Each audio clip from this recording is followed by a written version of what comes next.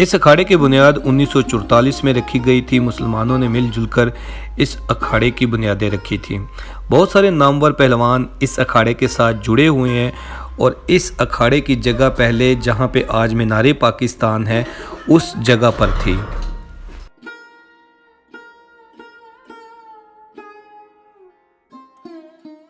Naeem gamma पहलवान है, पहले वालिद साहब थे।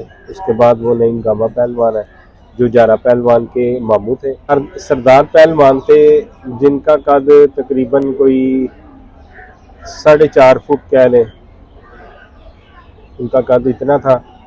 लेकिन वो मास्को चैम्पियन हुए जिस टाइम रूस सुपर पावर था। मुख्तलिफ ममालकों में जाके उन्होंने गोल्ड मेडल, सरदार पहलवान थे, नवाब पहलवान थे, मतलब रहीम बख्श थे, अपना असलावा पहलवान थे, काला मारू वाला था, जिन पहलवान थे, काफ़ी सारे।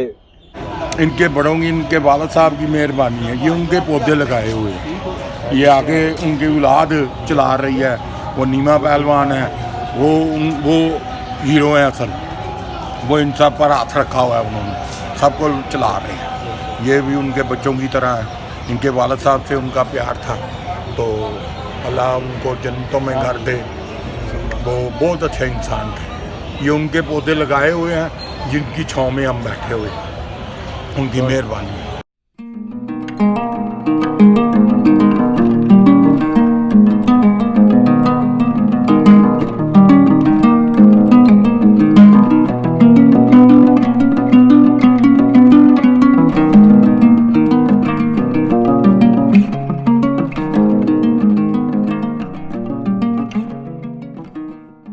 वक्त मेरे साथ मोहम्मद नफीस हाफिज साहब मौजूद है जो इस क्लब के केयर टेकर भी हैं और खुद भी प्लेयर रह चुके हैं। जी।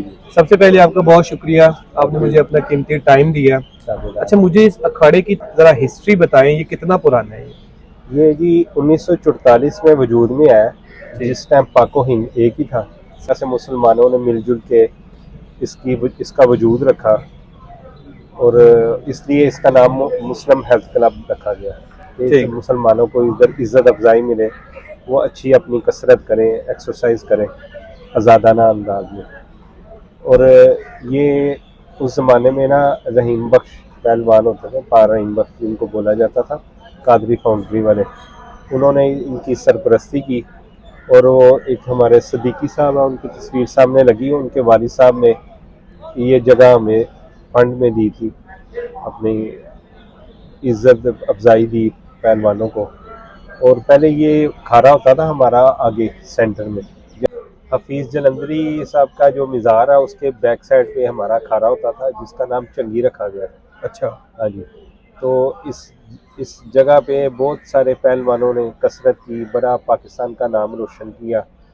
आहिस्ता आहिस्ता अब तक ये बड़े अच्छे अंदाज में चल रहा है और इस अखाड़े में किसी से कोई पैसा नहीं लिया जाता। सही। ये शुरू से ही फ्री फंड में चल रहा है और अब तक अल्लाह का शुक्र है बावकार अंदाज में चल रहा है और ये बच्चे इधर कसरत करते हैं। इस वक्त यहाँ पे आपके पास कितने खिलाड़ी हैं जो मतलब इस खेल से वाबस्तगी है जिनकी? देखिए ये तो तकरीबन कमो पे 100 बच्चे रूटीन में रोज आते हैं।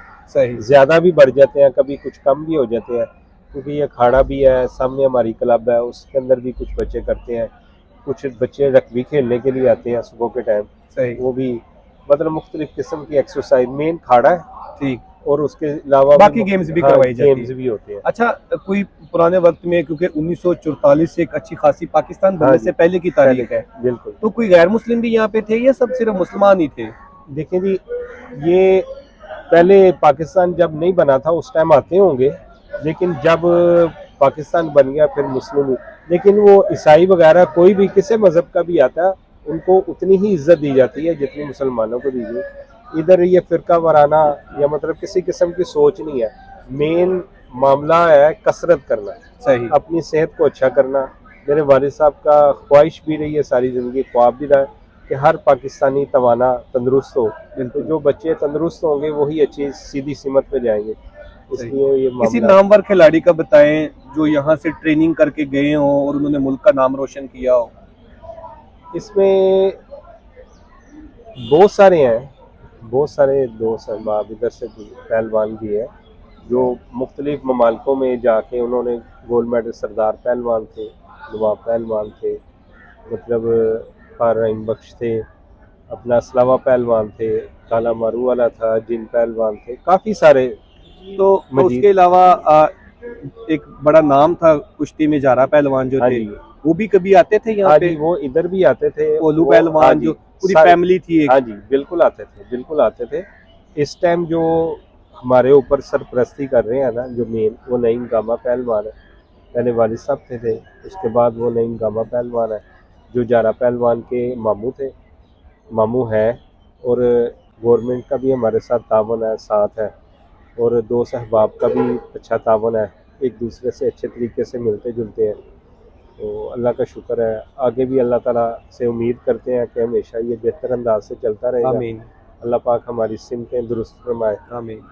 अच्छा, मुझे एक और बात बताएं कि इतने नाम आपने लिए, इतने बड़े बड़े नाम आपने लिए, उनमें से किसी एक का कोई ऐसा वाकया, कोई कुश्ती का जो शॉर्ट सा वाकया हो, प्लीज़ वो तो बयान कर दें। सरदार पहलवान थे जिनका कद तकरीबन कोई 4.5 फुट कह लें, उनका कद इतना था। लेकिन वो मास्को चैम्पियन हुए जिस टाइम रूस सुपर पावर था। अच्छा। हाँ जी, उसका मेन शहर था मास्को, जिसमें ये कॉमनवेल्थ गेम हुई थी, उसमें उन्होंने गोल्ड मेडल लिया था। और वो सरदार पहलवान का 4.5 फुट का था, तो उनके जो बंदे मुकाबिल थे उनका कमो के 6 फुट का था। अच्छा। और वो उन्होंने जब सुना है कि जब उन्होंने उस कुश्ती को गिराया ना, तो वो उनकी जो मलका थी ना, वो उठ के खड़ी हो गई। अच्छा। हाँ जी, सरदार पहलवान के एजाज में जो उनकी मलका थी वो उठ के खड़ी हो गई। अच्छा, एजाज में।